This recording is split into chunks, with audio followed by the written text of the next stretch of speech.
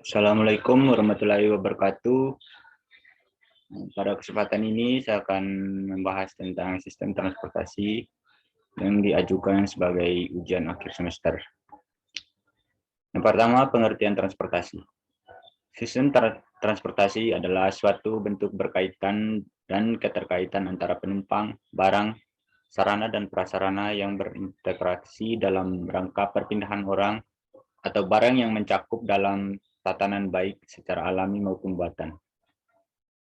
Maksud dari sistem transportasi yaitu untuk mengkoordinasikan proses pergerakan penumpang dan barang dengan cara mengatur komponen-komponennya, yaitu prasarana sebagai media dan sarana sebagai alat yang digunakan dalam proses transportasi dengan tujuan agar proses transportasi penumpang dan barang dapat dicapai secara optimum dalam ruang dan waktu tertentu dengan pertimbangan faktor keamanan, kenyamanan, kelancaran, dan efisien atas waktu dan biaya.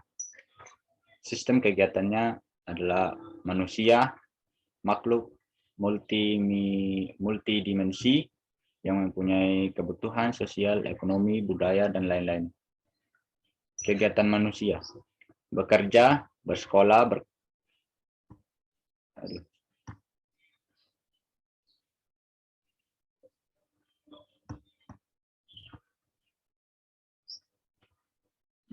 berkebun, bersawah, nelayan, rekreasi, berdagang, dan lain-lain. Bertempat tinggal di mana dan mendiami ruang. Ruang dan wilayah dibentuk oleh manusia sebagai lahan-lahan yang menjadi modal utama kegiatan. Manusia memanfaatkan lahan-lahan sebagai tempat berkegiatan, perlu bergerak untuk memenuhi kebutuhan di tempat, wilayah, ruang, lahan lainnya. Sistem jaringannya, jaringan transportasi adalah serangkaian simpul dan atau ruang kegiatan yang dihubungkan oleh ruang lalu lintas sehingga membentuk satu kesatuan sistem jaringan. Jaringan transportasi adalah rangkaian mode simpul dan link atau ruas. Simpul node adalah tempat pertemuan dua atau lebih ruas atau link. Ruas link mencerminkan ruas jalan antar persimpangan atau ruas jalan antar kota, jalan rel, antar kota maupun antar stasiun, alur penerbangan antara bandara yang satu dengan bandara lainnya, serta alur pelayaran pelabuhan laut yang satu dengan pelabuhan laut lainnya. Hal-hal yang mempengaruhi sistem transportasi, yaitu yang pertama tata guna tanah, yang kedua sistem jaringan jalan, yang ketiga sistem moda angkutan, yang keempat sistem parkir, yang kelima sistem terminal, dan yang keenam sistem tanda lalu lintas dan sistem budaya. Moda transportasi. Moda transportasi adalah jenis atau bentuk angkutan yang digunakan untuk memindahkan orang dan atau barang dari satu tempat asal ke tempat lain atau tujuan. Contohnya adalah pesawat, kapal laut, kereta api, bus, dan angkutan kecil lainnya. Manfaat moda transportasi.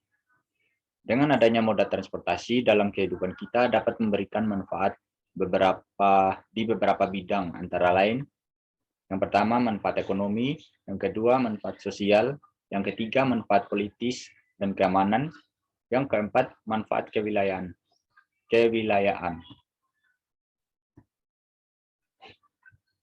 Transportasi dan pengembangan wilayah. Kemajuan transportasi akan membawa peningkatan mobilitas manusia, mobilitas faktor-faktor produksi, dan mobilitas hasil olahan yang dipasarkan.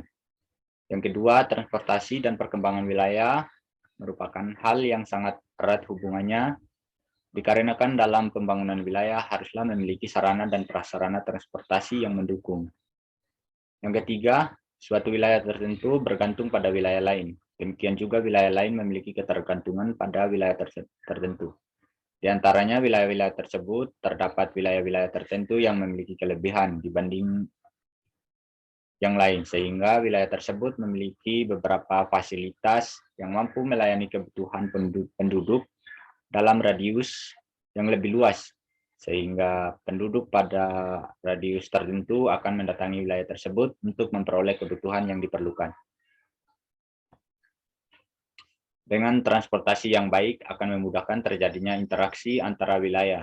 Interaksi ini terjadi antara penduduk lokal dengan dunia luar, sehingga menghilangkan faktor isolasi ruangan. Keterisolasian suatu wilayah akan mengakibatkan tertinggalnya wilayah tersebut secara ekonomi. Yang kedua, selain efek positif terhadap pembangunan wilayah, transportasi juga memiliki dampak negatif terhadap wilayah. Dampak ini bermacam-macam, mulai dari masalah sosial sampai pada masalah lingkungan, seperti terjadinya banjir dan kemacetan yang semakin parah di jalan raya.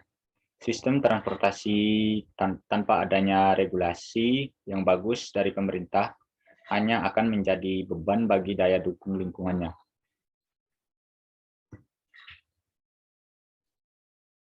Masalah transportasi.